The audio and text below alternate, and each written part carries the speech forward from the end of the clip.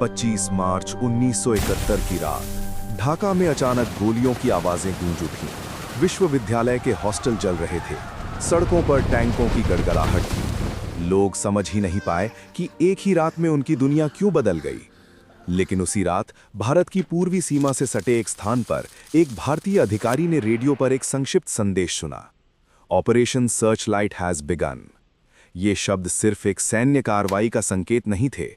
ये एक ऐसे संघर्ष की शुरुआत थी जिसमें बंदूकें ही नहीं बल्कि खुफिया एजेंसियां, गुप्त प्रशिक्षण शिविर, अंडरकवर अभियान और कूटनीतिक चालें शामिल थीं। ये कहानी है 1971 के बांग्लादेश मुक्ति संग्राम की, उस हिस्से की जिसके बारे में बहुत कम बात की जाती है। ये कहानी है छाया में लड़ी गई जंग की और उन फैसलों की जिन्होंने दक्षिण एशिया का नक्शा बदल दिया। 1947 में जब भारत का विभाजन हुआ तो पाकिस्तान दो हिस्सों में बना, पश्चिम पाकिस्तान और पूर्वी पाकिस्तान। दोनों के बीच 1600 किलोमीटर से अधिक की दूरी थी और बीच में था भारत। पूर्वी पाकिस्तान की आबादी अधिक थी, लेकिन सत्ता और सेना का नियंत्रण पश्चिम पाकिस्तान के हाथों में था। भाषा, संस्कृति और राजनीतिक अधिकारों को लेकर असंतोष धीरे धीरे बढ़ता गया। 1970 में पाकिस्तान में आम चुनाव हुए। पूर्वी पाकिस्तान की पार्टी अवामी लीग ने भारी बहुमत प्राप्त किया। इसके नेता थे शेख मुजीबुर रहमान। संवैधानिक रूप से उन्हें प्रधानमंत्री बनना चाहिए था, लेकिन सत्ता हस्तांतरण टाल दिया गया। और फिर आई 25 मार्च 1971 की रात, ऑपरेशन सर्चलाइट। पाकिस्तानी सेना ने पूर्वी पाकिस्तान में दमनकारी सैन्य कार्रवाई शुरू कर दी। विश्वविद्यालयों को निशाना बनाया गया, बुद्धिजीवियों और नागरिकों पर हमले हुए। हजारों लोग मारे गए, लाखों लोग जान बचाकर भारत की ओर भागने लगे। कुछ ही हफ्तों में लगभग 1 करोड़ शरणार्थी भारत के सीमावर्ती राज्यों में पहुंच गए। ये केवल मानवीय संकट नहीं था, बल्कि भारत की सुरक्षा और अर्थव्यवस्था पर गंभीर दबाव था। दिल्ली में प्रधानमंत्री इंदिरा गांधी ने लगातार बैठकें शुरू कीं। उसी समय भारत की खुफिया agency research and analysis wing ने स्थिति का गहन आकलन किया। इसके प्रमुख थे RN काओ। निर्णय लिया गया कि पूर्वी पाकिस्तान के भीतर उभर रहे प्रतिरोध को संगठित समर्थन दिया जाएगा। स्थानीय विद्रोही समूहों ने एक गुरिल्ला बल बनाया, मुक्ति वाहिनी।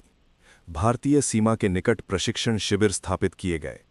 हजारों युवाओं को हथियार संचालन, संचार प्रणाली और गुरिल्ला युद्ध की रणनीति सिखाई गई।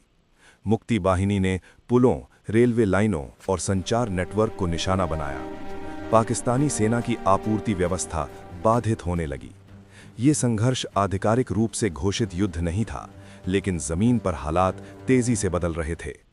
इसी दौरान एक और गुप्त योजना तैयार हुई, बंदरगाहों और समुद्री आपूर्ति को निशाना बनाने की। इस अभियान को बाद में ऑपरेशन जैकपॉट के नाम से जाना गया। अगस्त 1971 में कई बंदरगाहों पर समन्वित कार्रवाई हुई, जिससे पाकिस्तानी नौसैनिक आपूर्ति को भारी क्षति पहुंची। दूसरी ओर कूटनीतिक स्तर पर भी गतिविधियां तेज थीं। अगस्त 1971 में भारत और सोवियत संघ के बीच Indo Soviet treaty of peace, friendship and cooperation पर हस्ताक्षर हुए, जिससे अंतर्राष्ट्रीय मंच पर भारत की स्थिति मजबूत हुई। 3 दिसंबर 1971 की शाम पाकिस्तान ने पश्चिमी मोर्चे पर भारतीय हवाई अड्डों पर हमला किया। इसे ऑपरेशन चंगेज खान कहा गया। इसके बाद भारत ने औपचारिक रूप से युद्ध में प्रवेश किया। पूर्वी मोर्चे पर भारतीय सेना ने तेज और योजनाबद्ध प्रगति की। मुक्ति वाहिनी स्थानीय सहयोग और मार्गदर्शन देती रही।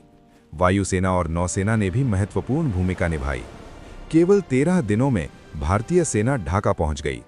16 दिसंबर 1971 को ढाका में पाकिस्तानी सेना ने आत्मसमर्पण किया।